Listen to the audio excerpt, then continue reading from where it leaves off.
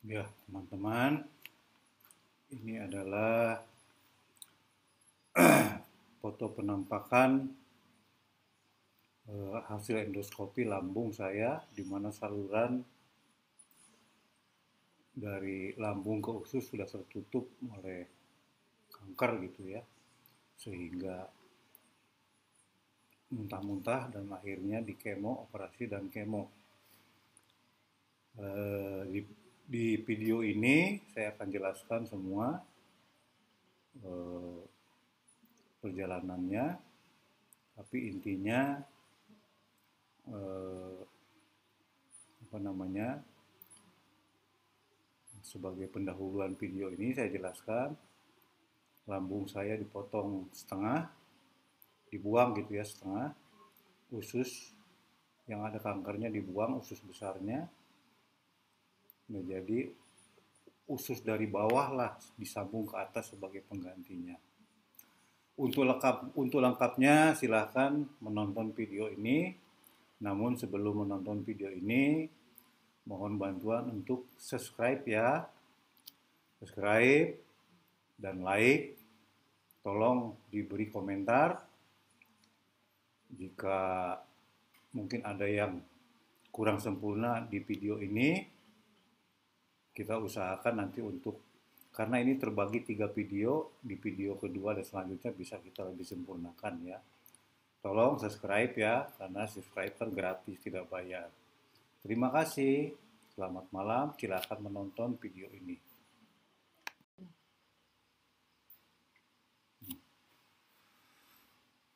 Oke, selamat malam teman-teman semua. Saya perkenalkan dulu diri saya. Nama saya Boy Mayudut Sianturi. Istri saya Serti Siombing.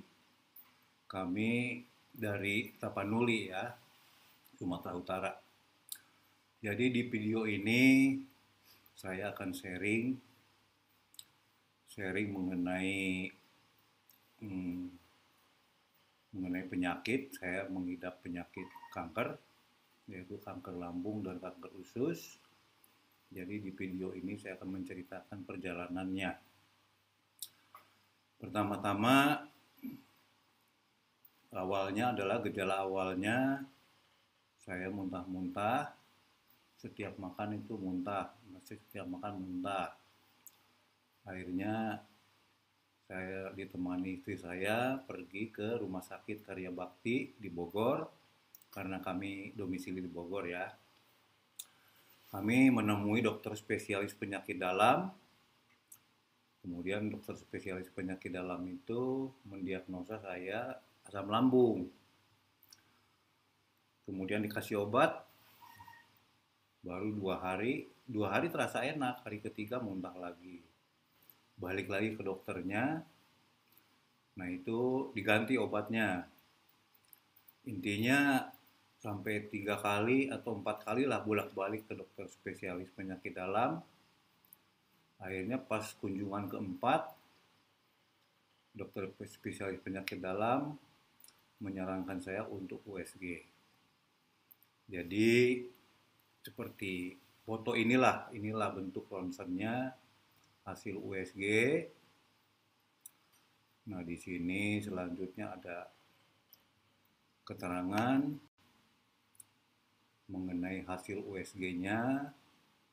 Nah, di sini dijelaskan juga memang ada sesuatu yang mencurigakan, tapi belum kelihatan dengan jelas gitu ya.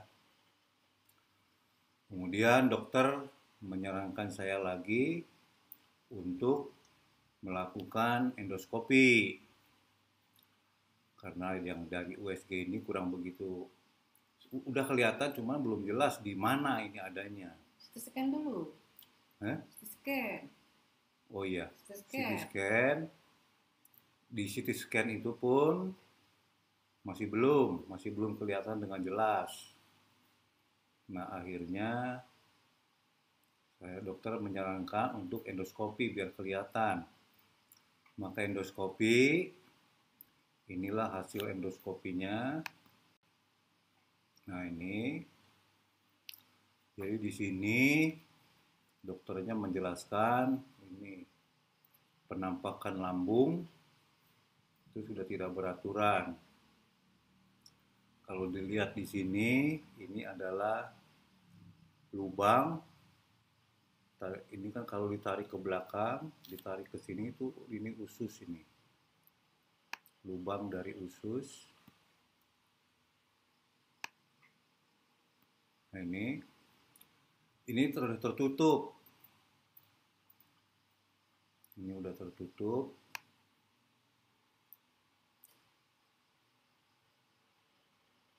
Nah ini mungkin inilah mungkin gitu ya kankernya. Nah, lubang yang ada itu sudah tinggal kecil. Kalau dilihat di sini bisa lebih kecil sekali di sini. Nah ini. Nah, dokter menjelaskan, oh ini penyebabnya makanya Bapak muntah terus.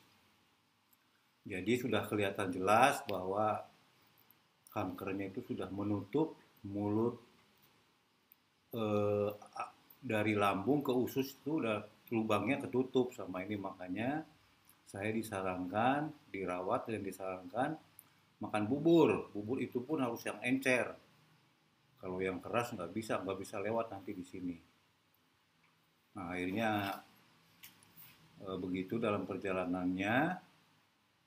Nah dari hasil ini diambil biopsi. Ada 5 sampel gitu ya, 5 sampel dikirim ke Jogja. Di lab ke Jogja, mungkin dari Rumah Sakit Karya Bakti ada kerjasama dengan lab di Yogyakarta gitu ya. Nah hasil labnya adalah ini. Nah ini, kalau dilihat ini kan Yogyakarta. Nah ini, di sini dijelaskan sudah ada gaster, ya kankernya sudah kelihatan sangat ganas di sini.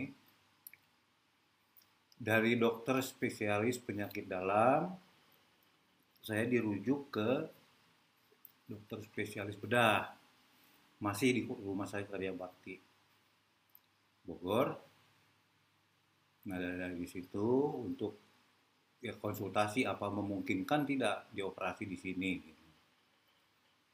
Dari situ dengan semua dokumen-dokumen saya bawa, hasil CT scan, USG, dan endoskopi dibawa ke rumah sakit dokter spesialis bedah, masih di Rumah Sakit Karya Bakti ya. Nah ini dokter dirujuk, rujukannya Rumah Sakit Karya Bakti. Ini dokter spesialis bedah. Nah ini di sini tanggalnya tanggal 26 Desember. Bisa kita bayangkan ini sudah akhir tahun, orang-orang udah pada sibuk di sini semua. Dokter spesialis bedah di Rumah Sakit Karya Bakti menjelaskan ini harus segera dioperasi, jangan sampai terlambat. Tapi di Rumah Sakit Karya Bakti tidak memungkinkan karena ini operasi besar. Nanti setelah operasi Bapak harus masuk ICU. Ini yang dari Rumah Karya Bakti mengkhawatirkan ini. Lagi pula ada pun di Bogor, di Rumah Sakit RSUD Bogor itu ada. Nah cuman permasalahannya ini kan sudah zaman masa COVID, sudah banyak pasien-pasien di sana. Jadi dikhawatirkan ruangannya tidak ada yang kosong. Nah akhirnya saya minta dirujuk ke Rumah Sakit Antamedika Jakarta di Jalan Pemuda, Jakarta Timur, Pulau Gadung ya, dekat-dekat situ. Maka inilah surat rujukannya ke Rumah Sakit Antamedika. Maka dari sini kami berangkat ke Rumah Sakit Antamedika. Pertama ketemu dengan dokter spesialis bedah dan onkologi di situ. Oh enggak, pertama ke dokter bedah dulu, ke dokter bedah dulu ya, ke dokter bedah dulu, sampai dokternya juga sampai lihat gambar ini udah bingung juga dokternya, ini bapak ini makan apa kok bisa begini. Ya udah saya diam aja. Oke, kalau begitu begini kata dokter spesialis bedah, bapak akan saya rujuk ke dokter penyakit dalam dan onkologi, namanya dokter Ahmad. Oke, kami berangkat menunggu jadwal sampai sore karena ketemu di dokter bedah ini kan pagi. Nunggu sore sampai jam 5 sore.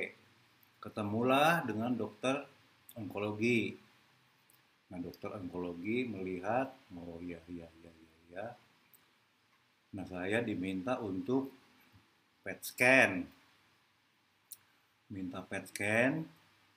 Nah, inilah hasil. Karena di Antamedika tidak ada fasilitas PET scan-nya, maka PET scan dilakukan di Rumah Sakit Gading Pluit di Jakarta, Jakarta Utara. Inilah hasil dari PET scan-nya. Di sini dijelaskan juga memang udah kanker. Ini ganas di sini. Nah, dari sini kemudian ada lagi diminta lagi untuk CT scan. Karena yang dari Karya Bakti yang lama, rumah sakit yang di Bogor, itu takutnya sudah tidak baru lagi karena untuk persiapan operasi gitu ya. Oke, inilah hasil dari CT scan-nya. Di sini ya, hasil dari CT scan. Nah, selanjutnya dari dokter spesialis penyakit dalam, saya dirujuk ke dokter spesialis bedah, balik lagi ke sana untuk mendiskusikan segala sesuatunya untuk tindakan operasi. Maka dari rumah sakit penyakit dalam saya ketemu dengan dokter spesialis bedah ini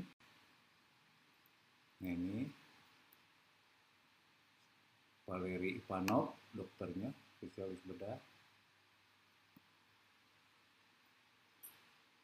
Diskusi kami di situ macam-macam didiskusikan. Oke, dia dijelaskan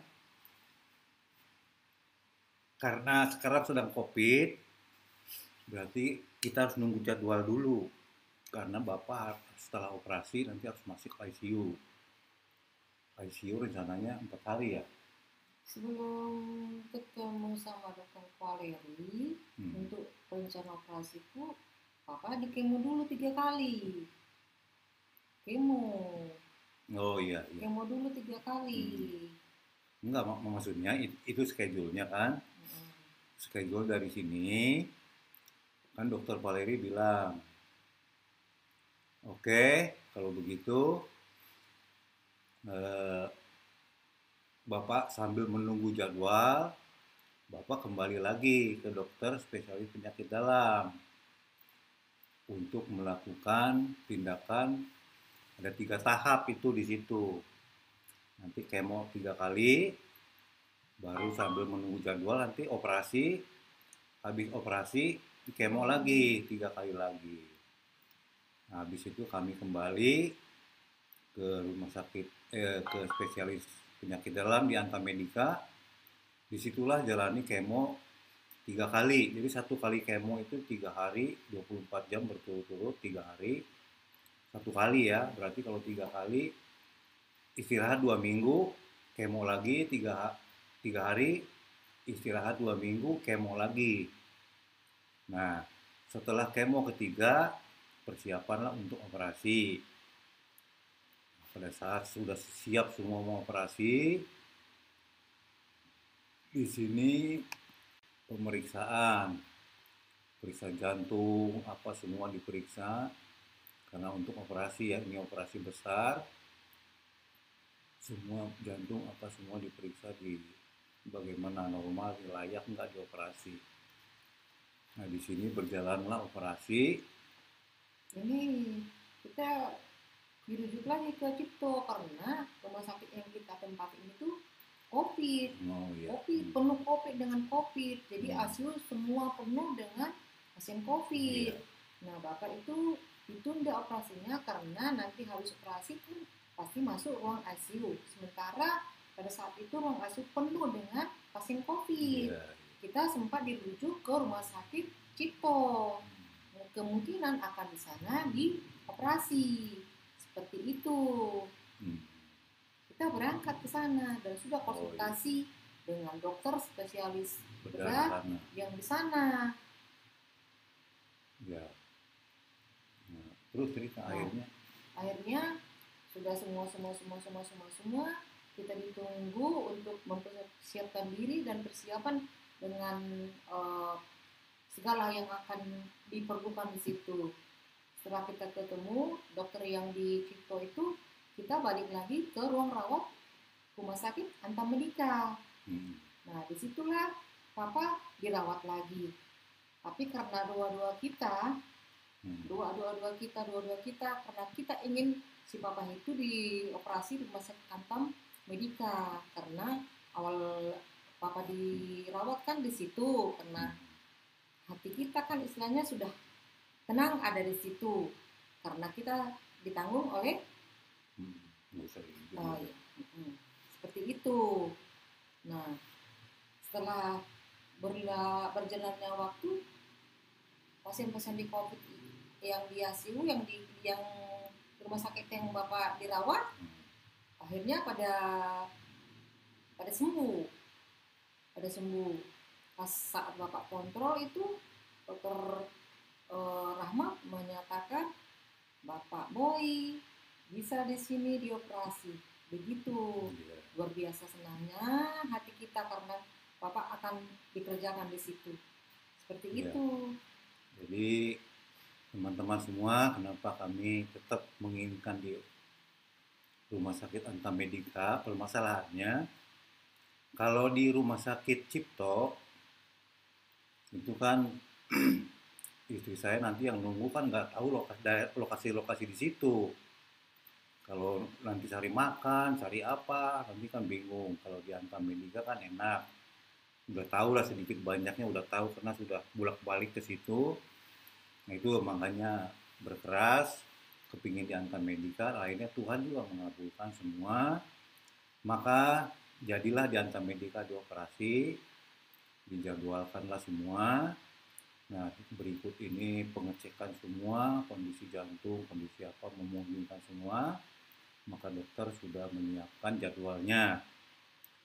Nah, operasi berjalan. Itu operasi berjalan, saya tidak tahu bagaimana karena udah dibius gitu ya. Mungkin Mama bisa cerita mungkin bagaimana persiapan operasinya. Persiapan operasinya, ya pada saat itu memang saya dengan anak saya yang berdua menunggu di situ. Ya gimana ya, kita mempersiapkan keluarga, terlebih suami masuk ruang operasi, nggak bisa dikatakan seperti apa. Tentunya rasa takut iya, rasa sedih iya, semua campur aduk. Dan pada saat itu jadwal operasinya pas hari Minggu. Hari Minggu itu rumah sakit pas lagi sepi. Sepi, ditambah lagi waktu itu masih COVID rame-ramenya. Bisa dibayangkan Minggu sepi, hanya berdua dengan anak saya nunggu berapa jam itu ya. Nah, itu istilahnya, itulah pertolongan Tuhan. Karena jarang-jarang hari Minggu dokternya melakukan operasi. Katanya di rumah sakit itu jarang hari Minggu. Tapi ya itulah, Tuhan masih memberikan kesempatan untuk saya, memberikan jalan lah begitu. Terus gimana operasinya? Saat persiapan operasi, Bapak jam 10 pagi sudah masuk ke ruangnya. Ruangnya kita sudah antarkan Bapak ke ruang itu. Nah, setelah Bapak masuk, dokter-dokternya memperkenalkan satu persatu, saya dokter ini, dokter ini, dokter ini. Saya tidak bisa ngomong apa-apa, diam dan diam dan diam, diam-diam berharap kuasa Tuhan akan bekerja melalui tangan-tangan dokter itu. Nah, pada saat sudah masuk ke ruang operasi, saya dengan anak saya menunggu sampai jam 5 atau setengah 5 ya? Dari mulai jam 10. Jam 5 sore ya? Jam 5 sore. Berapa jam itu menunggu berdua dengan anak saya. Itu nggak bisa dikatakan bagaimana gelisahnya, bagaimana sedihnya, dan segala macam. Tapi saya dengan anak saya terus berdoa dan berdoa dan berdoa dan berdoa. Karena saya sudah pasrahkan sama Tuhan, apapun yang terjadi, tangan Tuhan akan bekerja melalui tangan-tangan dokter.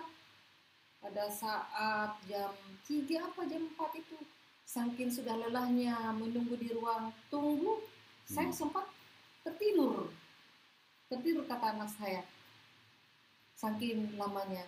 Akhirnya jam 5 apa setengah 5, oh sebelumnya itu kira-kira jam 3 apa ya, jam 3 kita dipanggil keluarga Pak Boy. Masuklah saya dengan saya ditunjukkan itu operasiannya. Saya nggak mampu melihatnya, nggak mampu, saya seperti kepingin jatuh, tapi penasaran. Bersyukurnya anak saya kuat, anak saya bertanya dan anak saya ingin dijelaskan apa ini dan apa kok bisa seperti ini. Saya diam membisu, tidak bisa berkata-kata pada saat itu.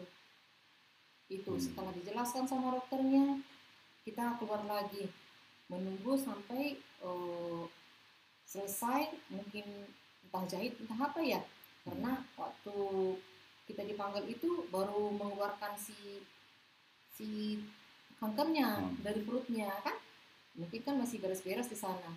Kembali lagi kami ruang tunggu.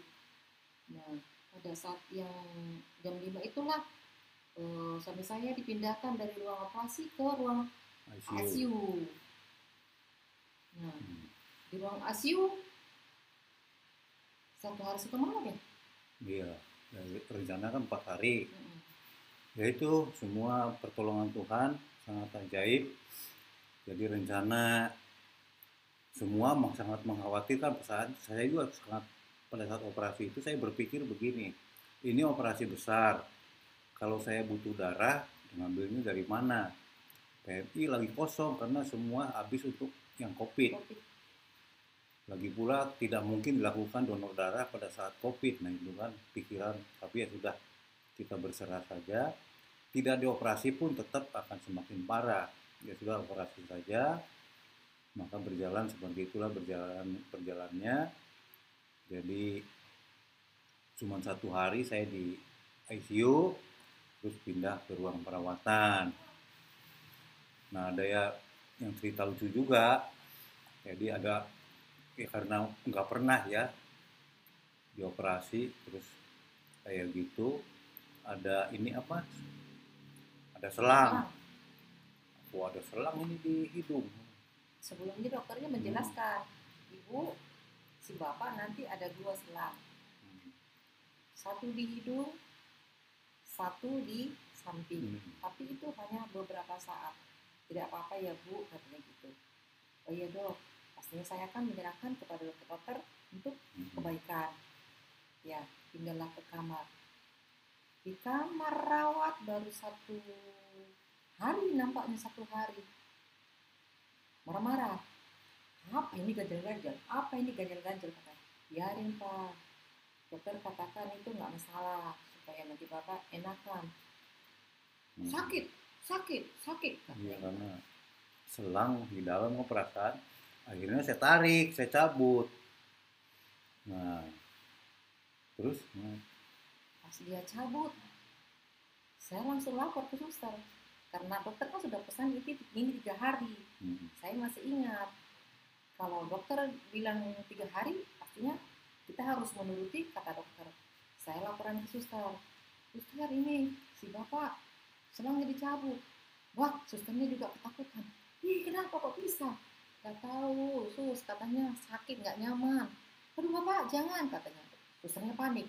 Susternya panik, apalagi saya. Terus, iya sebentar ya Bu, nanti saya laporkan kepada dokter yang jaga, katanya gitu. Nggak lama kemudian, datanglah itu dokter yang jaga, ditanya, kenapa Bapak lepas? Kecabut dok, katanya gitu. Padahal dicabut, katanya nggak nyaman. saya saya mau ketawa, mau mau nangis, ya itu. Terus ya sudah, saya pasang lagi ya, saya pasang. Nah, terpasanglah itu ceritanya. Begitu terpasang, dokternya berlalu. Marah-marah, gara-gara mama tuh. Suruh pasang-pasang, sakit aku. Saya diam aja, diam dan diam dan diam. Kan itu untuk kebaikan, supaya sembuh, kata saya gitu. Apa? Sakit, sakit katanya. Nungguin orang sakit, ini harus sabar. Kita dimarahi, ini salah, itu salah. Sabar dan sabar dan sabar.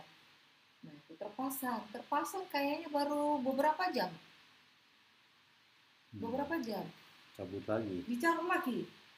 Saya lapor lagi ke perawatnya. Perawatnya udah perawat yang beda sih kayaknya. Dia juga kalang kabut. Iya Bu, sebentar saya lapor ya ke dokter yang jaga. Akhirnya hal yang sama, datang lagi dokter, dipasang lagi. Setelah dipasang, dia diam. Seperti dia nggak senang itu dipasang alat itu. Saya juga diam. Nah, terus akhirnya kan nggak boleh makan sesuatu, hanya air. Hari pertama pindah ruangan tuh air satu sendok awal mula, satu sendok setiap jam. Terus beda hari naik satu seloki. Itu diganti seperti sirup merah. Hari kedua ganti lagi sirup warna coklat. Nah, hari ketiga baru susu. Hari keempat baru seperti bubur sumsum. Nah, seperti itu. Tapi itu tadi, ada lagi kasus yang itu tadi, selang yang tadi. Sekali, 2 kali dicabut. Ketiga kalinya dicabut lagi. Akhirnya yang masang dokter spesialis bedah datang. Pas lagi dia mau visit. Pak Boy, kenapa dicabut? Katanya. Kalau ini sih selang, nggak dimasuki. Gas yang dalam perut Bapak ini gembung karena ini mengeluarkan gas-gas sisa-sisa apa dia bilang? Obat bius. Nah, kalau nanti Bapak itu nggak dikeluarin, perut Bapak bisa begah. Nanti jahitan bisa pecah. Bapak mau dimasukin lagi ke ruang ICU, dioperasi lagi. Baru dia seperti mungkin takut atau apa, nggak tahu. Nah itu, terus Pak Boy masuk apa tidak? Dokternya sudah mungkin agak jengkel kan, sudah dilaporin sama suster kok sampai 3 kali dicabut seperti itu. Akhirnya dokternya bilang seperti itu. Saya di belakang dokternya, orang dari kemarin dikasih tahu, tapi membandel, kata saya gitu. Setelah dokternya menjelaskan seperti ini, seperti itu, dia mungkin mengerti. Akhirnya dengan apa ya, mungkin ya itu ikhlas dia dimasukkan alat itu, ya mungkin untuk kesembuhan, katanya gitu. Setelah 4 hari, 5 hari itu baru copot. Visit lagi dokternya, sudah bisa dicopot, sudah bagus Bapak, katanya gitu. Baru dia senang karena selang itu sudah tidak mengganjal di hidung dan hidung masuk ke tenggorokan mungkin ya. Iya, gores dulu di lambung di dalam, makanya sakit. Oke teman-teman, nah ini setelah menjalani operasi dan rawat inap kontrol, nah inilah ada apa ini, pemeriksaan dilakukan endoskopi dan inilah kan ngirim biopsi lagi, dicek lagi biopsinya, ini hasil dari biopsi setelah pasca operasi. Habis pasca operasi itu masih kemo lagi 3 kali, melanjutkan kemo 3 kali. Setelah itu di endoskopi, inilah hasil dari biopsinya. Di sini sudah tidak kelihatan, sudah tidak tampak tanda ganas. Nah, ini sudah tidak tampak.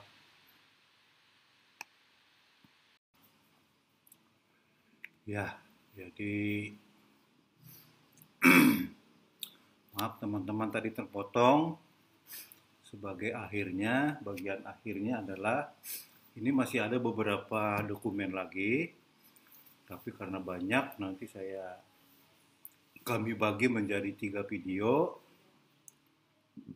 Jadi intinya ini video 1, nanti video kedua, video ketiga berikutnya, dan nanti foto saya sebelum kena kanker, setelah kena kanker, dan setelah operasi. Jadi fotonya adalah sebelum saya kena kanker berat badan itu 72 kilo. Setelah kena kanker jadi 52. Nah, setelah operasi dan kontrol pengobatan, ya ini fisik saya, berat badan sekarang kembali lagi ke 72, 73 gitu ya. Jadi intinya video ini adalah untuk sharing kepada teman-teman, maksud dan tujuannya untuk sharing kepada teman-teman yang mengalami penyakit yang sama atau kanker di mana saja, mau kanker usus, mau kanker apa aja, yaitu perjalanannya bisa diambil positifnya. Jadi kita harus tenang, tabah, menyerahkan hidup kepada yang di atas, dan menghormati pendapat pendamping, istri atau keluarga lainnya. Oke, Bapak Ibu, teman-teman semua, demikianlah video pertama ini saya buat. Mudah-mudahan berguna untuk teman-teman yang mengidap penyakit yang sama. Awalnya kemoterapi itu yang saya dengar tuh sangat menyeramkan. Kita bisa kurus, kering, rambut rontok, dan lain-lain. Ya, ternyata tidak seseram itu. Jadi kalaupun dokter menganjurkan kemoterapi, ya ada baiknya saya rasa diikuti aja supaya untuk kesembuhan, karena tidak diobati atau tidak dilakukan pengobatan pun tetap semakin parah. Jadi ya sudah diobatin saja. Oke teman-teman, demikian dulu teman-teman semua. Sampai ketemu di video yang kedua ya. Selamat malam.